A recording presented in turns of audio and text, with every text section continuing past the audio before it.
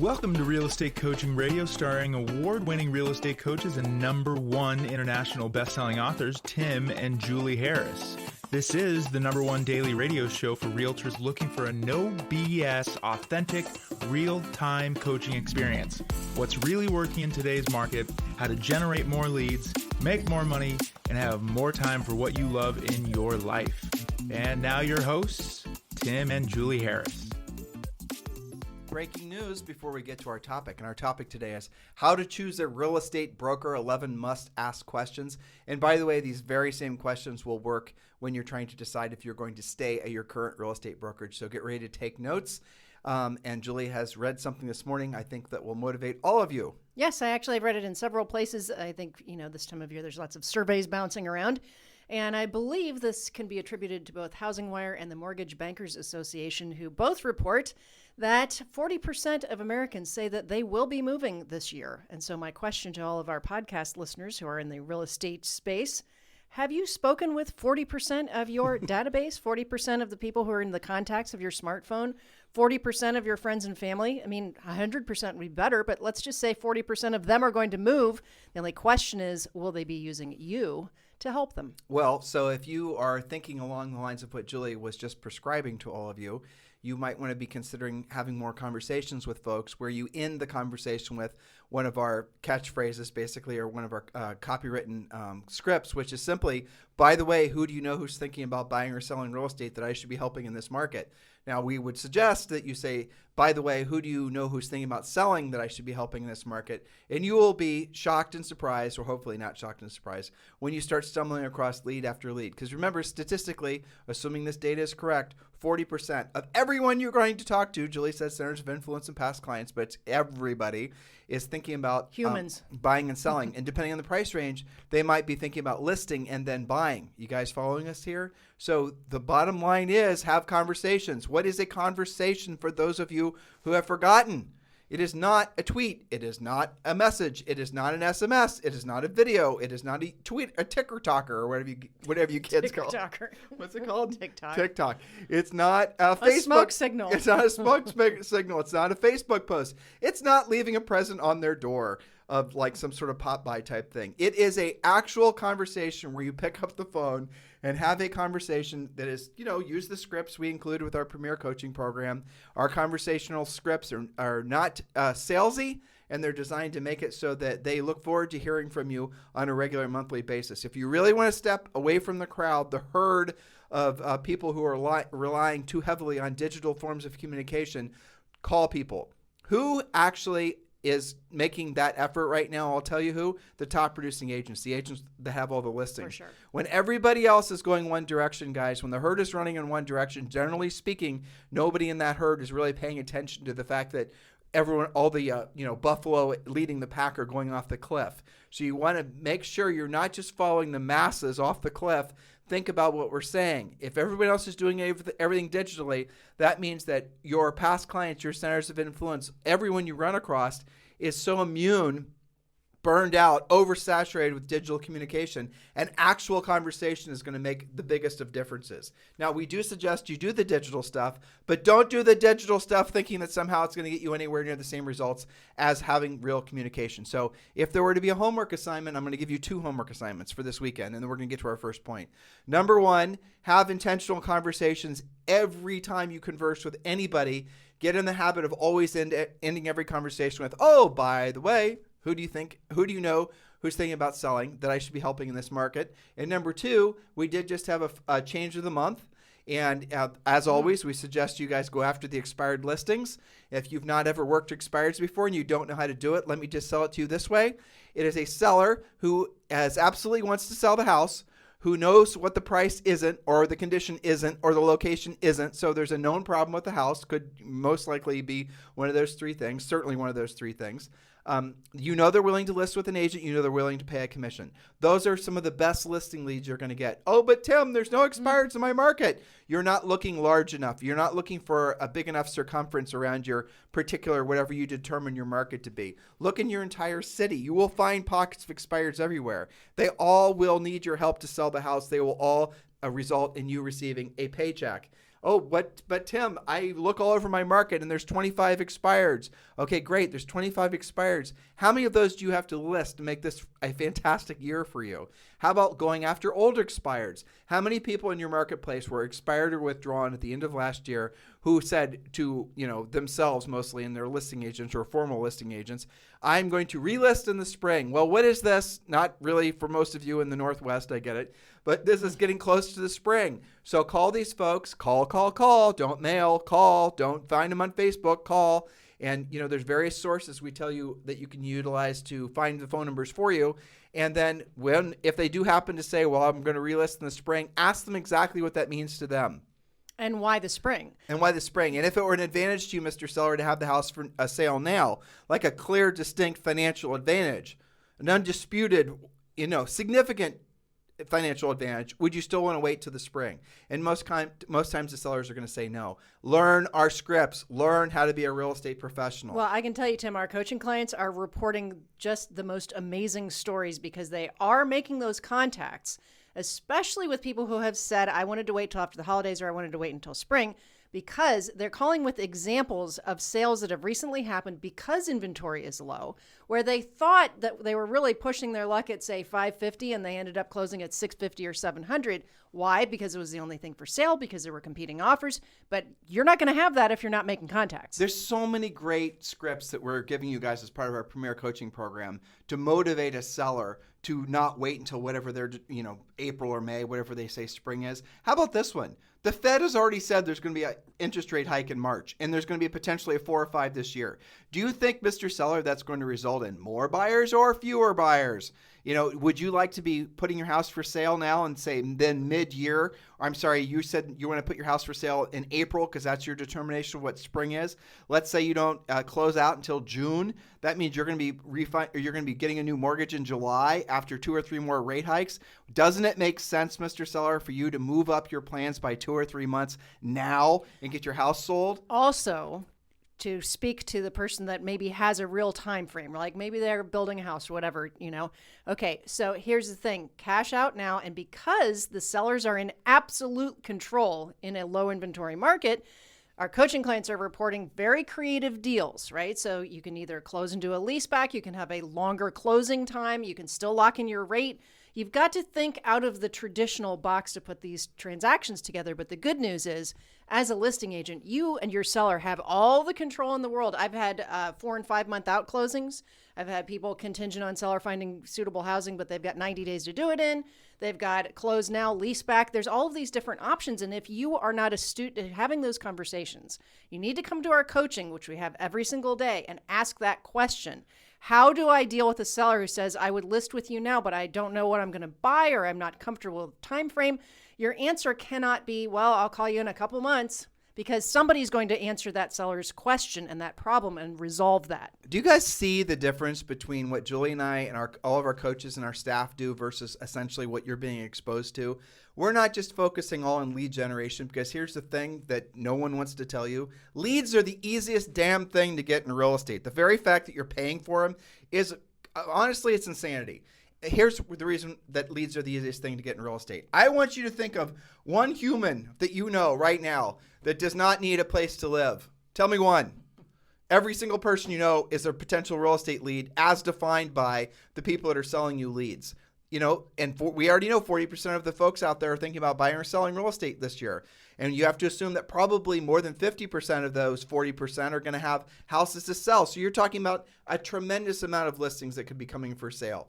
This is when it becomes a skills-based market.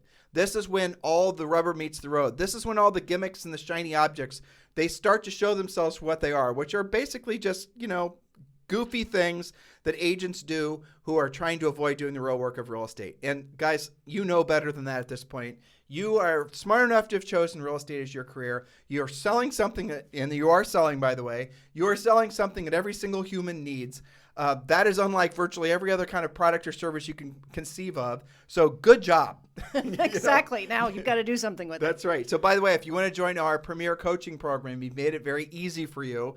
You can skip the line. Every single month, we allow 100 agents to join. Why only 100? Well, the answer is quite simple, because this is a coaching program. You are receiving a daily semi-private coaching call with one of our new member coaches. We can only handle so many agents joining every month. That's really the bottom line.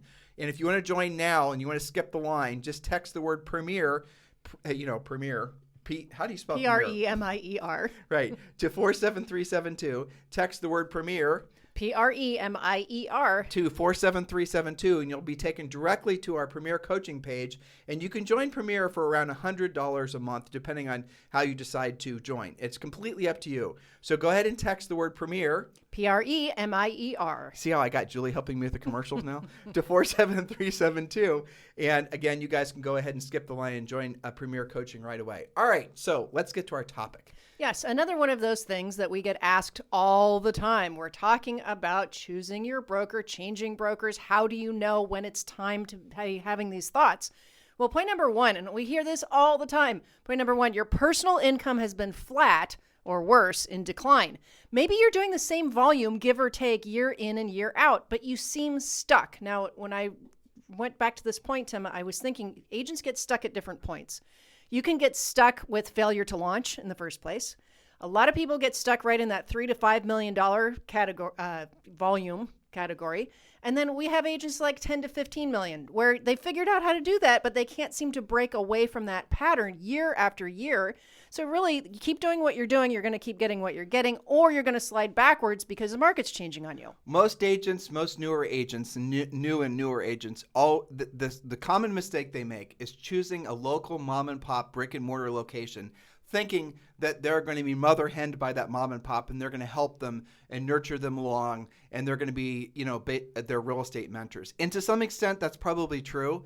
But the biggest, again, we hear this constantly, is I'm not getting the care and feeding or the support that I thought I was going to get from the brokerage I joined. Yes, that's right. And it's not necessarily their fault. It's because they're probably selling real estate themselves. They have to keep their lights on as well. You're not going to be a priority in their real estate business. They're not designed to offer coaching and training and support of new agents. And so new agents will then fail out of the business.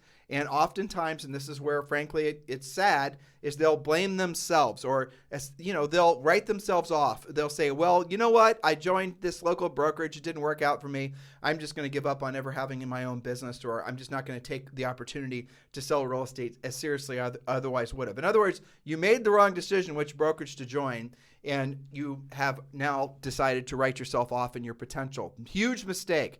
So if you made the wrong decision, stop making that wrong decision by staying where you are. It's time for you to move.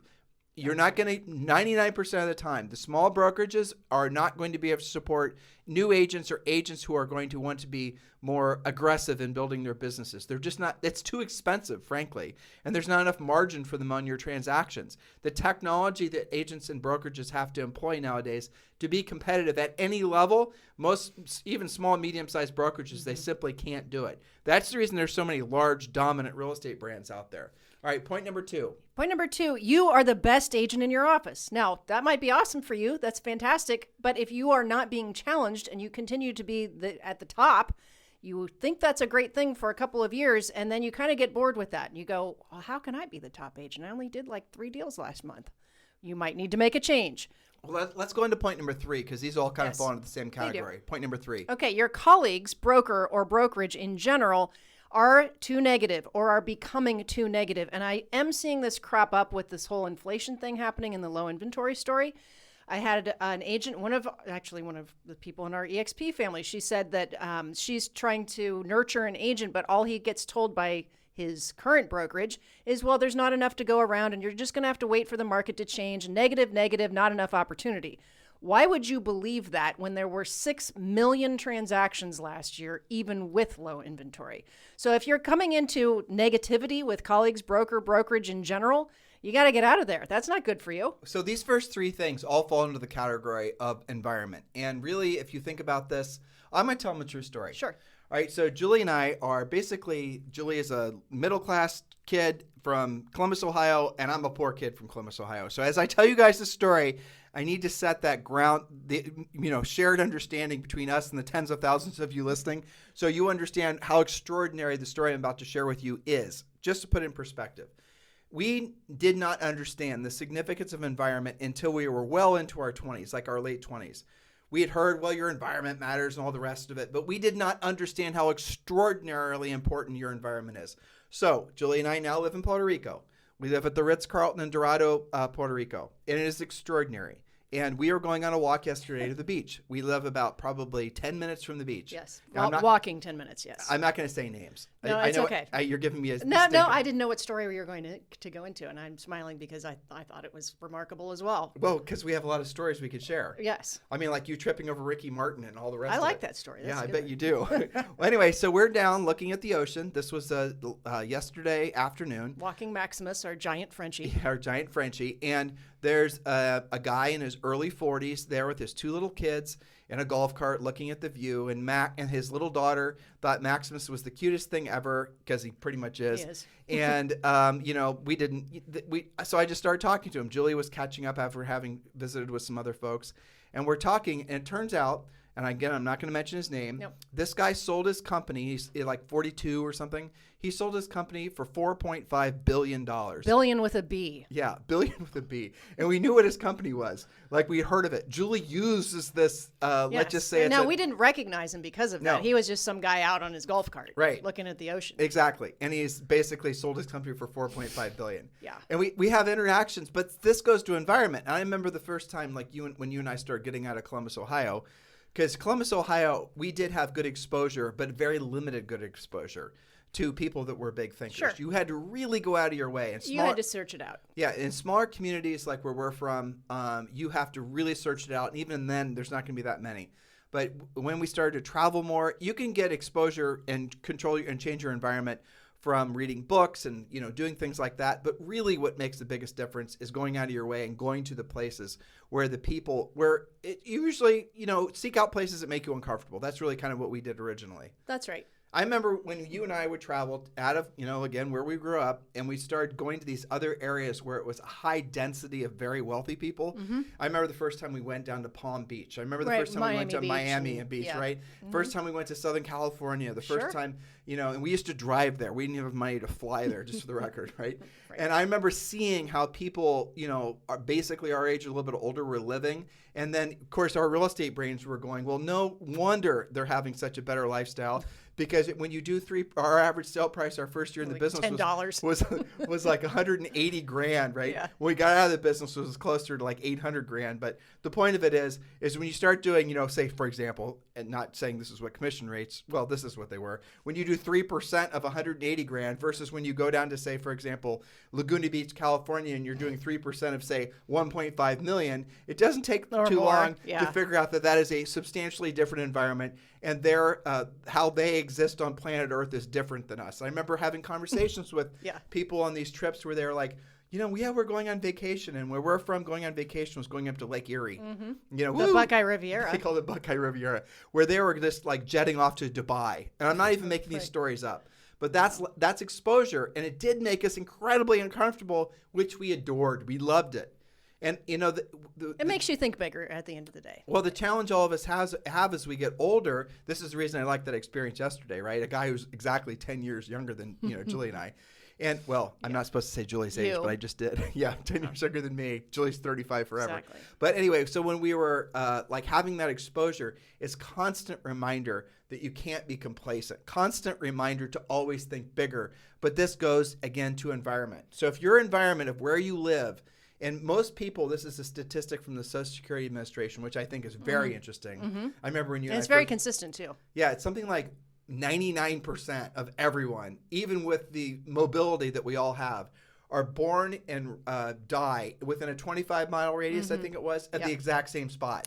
Now, COVID may be changing that, but it's still pretty consistent. It's still going to be pretty high up there. And obviously, there's more mobility the more money you make, because then people have the flexibility of living in different places more easily and travel and the rest of it. Yeah, but let's reel this back into your brokerage, right? So, when you were talking, I was remembering, we used to, in some markets you still do this, you go to round table closings, everybody shows up. It was in the real estate office, it was in the title company, whatever. And I remember going to some of these brokerages, man, And it's like just finding it in the first place. Like, am I really supposed to be in this part of town? And then it's, are you kidding me? The brokerage is in the basement of that building. The joke was brokerages and they get broker and broker. They do brokerages and they fix screen doors. I mean, didn't you actually go to a brokerage for a closing once? And their side hustle was fixing screen doors? Yes, and I kid you not. And this, I mean, they were doing their settlement statements on a typewriter, okay? This is not all right. Now, they did have computers when we sold and real yes, estate. there were computers at the time, but they were still using typewriters. So for you guys, this would be like, if your brokerage email address is AOL, you may have a problem. Or if yours is. Let's just be is. honest. Some of you still use AOL. Yeah, so environment matters. And if you are the biggest fish consistently, you may need to be getting out and being more challenged. If you're surrounded by negativity in your office, that's not normal. That's not okay for you. I know it seems like that's normal when, you know, maybe you tune in and you're not following a media-free morning. Well, what's your resistance to being exposed to people, places, thoughts, experiences that are completely different than the ones you're having now? What's your resistance? If you feel, as you're listening to Julie and I talk, if you're having any negative thoughts about what we're saying right now, it's your inner skeptic, aka your ego, which is trying to keep you from thinking bigger. Because your ego wants you to stay in fear and protection mode forever. And if you start having thoughts that might actually put you in a situation where you're unfamiliar, something inside of you, and this happens for everyone, but more as you get older, is going to say, hazard, hazard, don't do that. Don't take that risk, right? So if you're hearing Julie and I tell these stories and you think we're bragging, we're not bragging. We're sharing with you a true story, and we're sharing that with you because we were just like you guys. Hell, we still are. We have to go out of our way to keep ourselves challenged so we don't become complacent. And this is, to Julie's point, thank you for reeling me back in, sure, 100% about your environment. So if you're in an environment right now where everyone is the same as you, looks the same age, drives the same car, has the same thoughts, does the same things at the same times of the day you do, chances are you can find somebody who's like 20 years older than you, and that's where you're going to be in 20 years. And maybe that's great. Maybe you love that. Maybe that's perfect. And you not might be judging. lucky. But you might be in a good place. In some ways, find yourself and put yourself in different environments and put yourself in different environments that with people that do challenge your, you know, I'm going to tell a story that's not completely appropriate, but I think our podcast listeners will love it.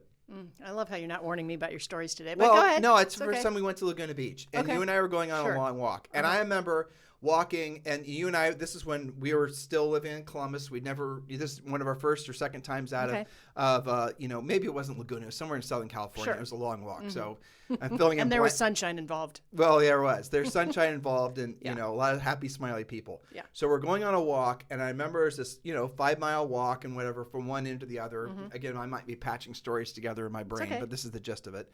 And I remember seeing a person in front of us, a lady that was in really, really good shape. You and I both noticed her. Sure. And we were like pacing ourselves against her, and she was like super fast. Yeah. And she was fit. Yes. Yeah, and I remember catching up with her, and we finally passed her because, of course, Julie and I are competitive.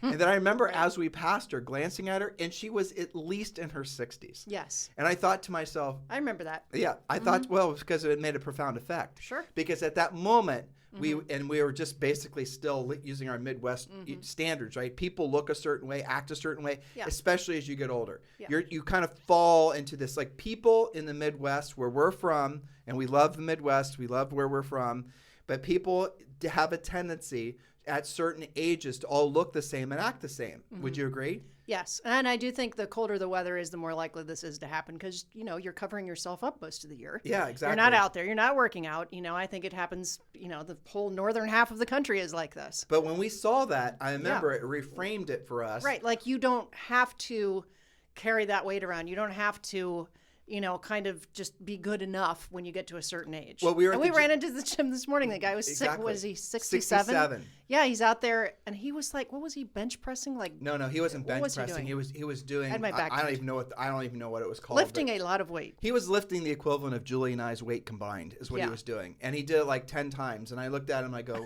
"That's amazing." I appreciated I couldn't that. stop myself. I know. He'd You're like, go- how is that happening? Yeah, but that again, that was a fair example, you know, Yeah. of those types of things. So that's exposure to how people condition themselves to want to look and feel better longer in their lives, which then will change the behaviors that they would have. So if you're exposed to that, like we were in our more formidable years, then it starts to condition our brains to think, well, we're not supposed to be getting fat slower as we get older, right? As most people do. And by the way, you don't have to. You can take good care of yourself. Most people get fat as they get older, not because they're eating more, but because their metabolism slows down and they're eating the same as they ate when they were younger. That's really probably exercising less. Right. So anyway, these are just environmental things. You know, we have a big section about this in the Harris Rules book where we're talking about upgrading everything. And I think that your brokerage can fit into that category if necessary. So that's what this is about. Point number 4, it might be time to make a change. If your brokerage requires you to attend too many mandatory meetings and other time-consuming, non-dollar productive activities, you are not going to sell real estate to each other. You're all licensed, so this doesn't make any sense. All right, point number 5. Your broker or office manager shoots down every idea that isn't 1970s, 80s, 90s traditional real estate. The broker offers no tech support or lame tech support or has no added value for being an agent with their office. They've never even heard of the metaverse, refer to previous podcasts, and certainly are not operating within it. We hear that actually a lot from small brokerages. We do. New agents will join our coaching program and they'll say, I've got this incredible PLP and it's got these USPs, and they'll go to the broker, and their broker will be like, what the hell's a USP? Get out. They'll say, well, you can't do that. You can't do that. No. And then the agents will call us and say, my broker won't let me do these things. And what should I do? And you know what we tell you? And what we'll tell you if you ever ask that question? Choose a different broker. Because you must. Because that broker is thinking very small. The probability of you succeeding in that environment is nil. Point number 6. Point number 6, your broker takes a cut out of every source of income. Home warranty sales, processing fees, stuff like that. Point number 7, your broker offers no real support for help beyond transactions. In other words, your broker essentially is operating as you're hanging your license there, and that's about it. Right. And again, if you might be very successful in your career and you want no broker interaction whatsoever. You want minimal interaction. You want to play by the rules. You want to get your stuff in the CRM. You don't want to have to actually have a bunch of Mickey Mouse that the broker overlays on you. And that, unfortunately, is what happens in a lot of these brokerages. But a lot of brokers and a lot of office managers try to justify their existences by being bureaucrats, by giving you more forms to fill out, by making the process more complicated. True, isn't it? Extra forms on top of the forms that are required. Right. It's like broker overlays. It is. And we have to do it because of errors in emissions insurance. No, you have to do it because you think this is what you're supposed to be doing because you're trying to justify your existence at this brokerage. Or you're trying to basically, keep yourself busy at the end of the day. Really, guys, here's the real bottom line for these points that we're giving you. A real estate brokerage, and I know this sounds, counterintuitive, should not think of themselves in the house selling business. They are in the real estate business legally, but a real estate brokerage, a good real estate brokerage, is not in the housing business necessarily. They're in the agent business. Or they should be. Right. That's right. A good real estate brokerage is going to be in the agent, cultivating, caring, feeding, and maturing business, not in the housing business. And when you find these conflicts, a lot of times it's because the broker has confused themselves as to what their role is. So if you want a broker whose primary and really only focus is going to be on making sure that you are a successful agent, not that, that's really the bottom line. Well, it plays into point number 8, which you are not getting the education, the motivation, or action steps that you personally need to succeed.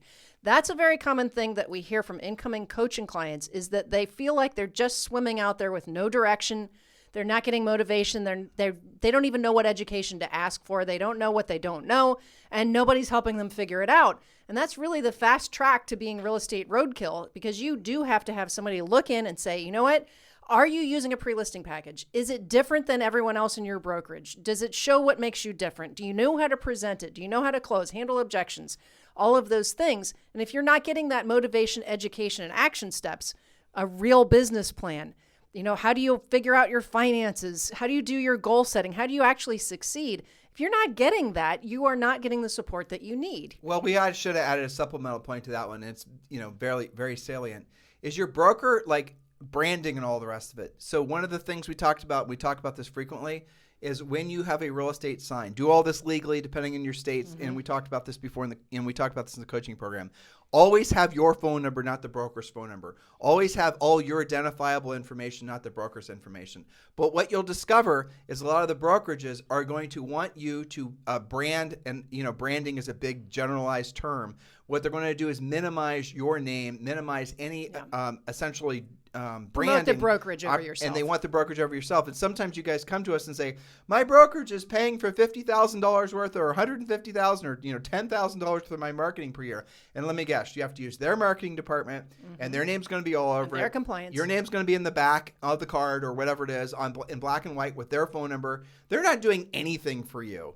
And guess what? You are paying whatever they're giving you in your form of your commission split. You're getting nothing. And you think that they're promoting you with that marketing spend, but they're really promoting the brokerage. Exactly. And they're doing it to placate your ego. So you think you got some sort of special handout from your brokerage because, after all, you're so special. What you want to look Pretty for crafty, is really. Really. I mean, it is. So, again, next point. Point number 9, your brokerage offers no revenue share. It's time to leave.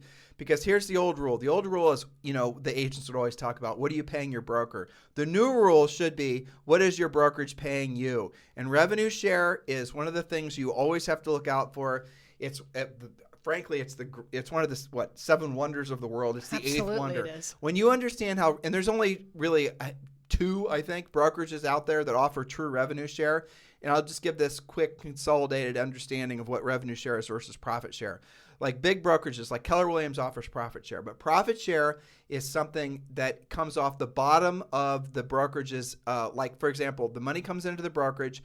You have some agent that you brought into that particular brokerage, and whatever is left in the form of profit that shows up on that broker's balance sheet, that then is shared proportionately depending on what you're supposedly owed.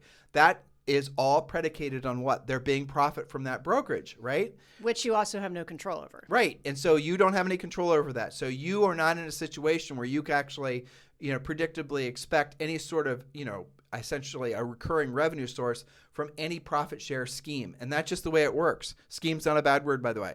Now, with a revenue share, the reason that's much more transparent is because it comes off the top. When money comes into a brokerage and it's a revenue share model, you know what you're going to get because of the disclosed amount that's supposed to be paid based on essentially if you sponsored somebody at that particular brokerage. So look for a revenue share and also ultimately what you want to look for is a brokerage that it actually leads into our next point. And, really the bottom line, look for a brokerage, again, that's going to create multiple sources, multiple streams of income for you because you're doing the transaction anyway. So if you're brand new in real estate, let me make this real simple.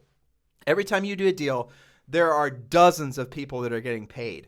Why aren't you getting paid as a result of all of them getting paid? It doesn't make any sense. Nothing happens if you don't do that real estate deal. So the big ones, mortgage getting paid, titles getting paid, and appraisers getting paid. There's all these ancillary service providers. You got your bug guy, your home inspectors, home warranties. All these people are getting paid. Why are you generating the transaction, and why aren't they paying you for what comes as a result of what was your work? So you see how when you're essentially where you are in the food chain as far as getting paid, you're not. You were the lead generator. You were the lead generator. You're the one that gave up your nights and weekends, and you're not making any ancillary income from the fact that you created income for all these dozens of other people. So if you're only making one income, which would be your commission, you need to look at other models. That's really the bottom line. And so that's the reason, again, that's another, as people wake up to realize, especially when they're feeling little headwinds in the economy from inflation or whatever, they start questioning the sanity of sticking with a brokerage based on maybe commission splits. Like a lot of time commission splits, that's all it really takes for someone to understand why they need to leave. Or maybe it's something like, like we said, creating ancillary services or forms of income. You don't want to be building a real estate business with as much effort and time it takes and keep yourself on a production transactional hamster wheel forever. Doesn't it make sense that you would want to have income that's coming in from passive sources that are not predicated, not dependent on you doing a real estate transaction? That is what you should definitely demand from any real estate brokerage. Yeah, so let's see, the point number 11? 10. Okay, your broker offers no opportunities to purchase stock or offer stock awards. A stock award is literally when it is awarded to you, you didn't purchase it. Many brokerages are public companies, but only one offers stock rewards, discounts for purchase, and more. To your previous point, don't make your money in only just one way, your transaction. Point number 11, you have to, and we hear this in coaching all the time, you have to work too hard to get your questions answered and feel like you're all alone. Not so with certain companies that we might be talking about. So here's really the bottom line, guys. Julie and I have been in the real estate business for almost 30. Well, I don't even want to say it, but almost 30 years. It is. We did our first real estate transaction when we were 22 and 23. And in all that time, we started coaching full time after we were selling real estate, sold thousands of homes, and we started having people ask us to coach them. This is before the coaching industry was even really, especially in real estate, no one knew what it was. We didn't even know what it was. We just said yes and figured it out along the way. Yeah. True story. But in any event, we have never seen anything like eXp Realty. There has been big brokerage brands that have come and gone over, our careers, even before we got into real estate, but we have never seen anything that is essentially as agent-centric in the truest sense as eXp Realty. Everyone says they're agent-centric, but they don't put their wallet where their mouths are. They say, oh, we care about agents. Agents are the most important thing. Well, then why is it that the agents are the ones that are growing old broke? Why is it the agents are failing out of the brokerage at such at the industry at such an incredible rate? Why is it that agents are the ones that never create any financial, wealth, really, any financial security, let alone wealth? It's because agents are not choosing brokerages that are truly broker-centric. They're choosing brokerages that are just maybe offering them cheapest commission split, or essentially they're not even putting much thought into realizing how much money they're leaving on the table, an opportunity they're leaving on the table by working with the brokerage that they're working with. All of that changed when Julie and I discovered eXp Realty. There is no question in our minds that eXp Realty is a brokerage that all of you need to be taking a serious look at, no matter where you sell real estate, at what price point. And now that eXp is in 21 different countries, chances are eXp is available in your country as well. eXp is going to change all of the rules about how, frankly, brokerages and agents interact. eXp has a metaverse. eXp offers revenue share. eXp offers health insurance. eXp offers essentially stock. It's a publicly traded company. eXp offers all the technology you'd ever want to have at a price that is oftentimes substantially lower than what your local brokerage is. Almost always, right? Yes. Well, I think until eXp came around, because we've been in the space forever, as you said, really most brokerages were fairly similar. They had similar problems. They had, maybe one had a better location, or maybe the broker was more friendly, but there wasn't a real differentiation for the agent standpoint. There wasn't, nobody even offered health insurance. Nobody had revenue share. Nobody had stock awards. This is innovative, and it was born in the cloud. It was born in the metaverse. They're not trying to play catch up. And that last point about not being able to get help when you want it, all you have to do is go into eXp World, type in what you want, go to the building. Somebody is live there. I used it the other day to get an E&O insurance question answered. Yep. So what would you normally have to do? Track down somebody? Again, the disadvantage that all of you have is have you not explored what eXp has to offer, is that other agents in your marketplace are moving over to eXp. That's true. And because of the way eXp's revenue share model works, the early bird definitely is going to get the worm in your local markets. So you need to be opening your mind to, thinking about it. Maybe I'll look at it later. Take action on this now, especially as the economy starts to change. Because what eXp is going to do for many of you is create a source of income that's beyond what you're getting from real estate transaction, that's not predicated on a real estate transaction, that will create an opportunity for you to make it so that one day sooner than you think, you have enough money coming in where you are, using our definition, rich, where your money works for you and you no longer have to work for your money. There's so many reasons you have to take a hard look at this, especially this time of year, really any time of year. So we made it easy for you. We're going to give you two paths to move forward here. If you're ready to join eXp and you're looking for the right sponsor, Julie and I are formally and enthusiastically applying for the job of being your eXp sponsor. Text me directly, 512-758-0206. 512-758-0206. Don't make the wrong decision as a new agent and join the wrong brokerage. Don't continue to make the wrong decision if you're at the wrong brokerage now and you're making one of these 11 mistakes after you've asked yourself and maybe your brokerage the questions that Julie just gave to you. Think about where you want to be 12 months from now. Think about where you could be 12 months from now. Think about how much better your quality of your life is going to be for you and your loved ones if you choose to start exposing yourself to different environments, different people, different thoughts.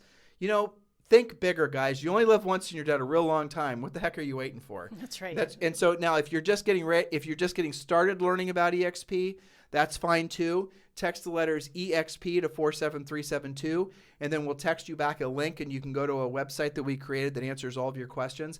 But for those of you who are smart and you want to move forward now and you're ready to join EXP, text me directly at 512-758-0206. Anything else you'd like to say to these guys? Well, some of you guys might just feeling like you're kind of okay with where you are. Being okay, being middle of the road, you shouldn't be okay with that.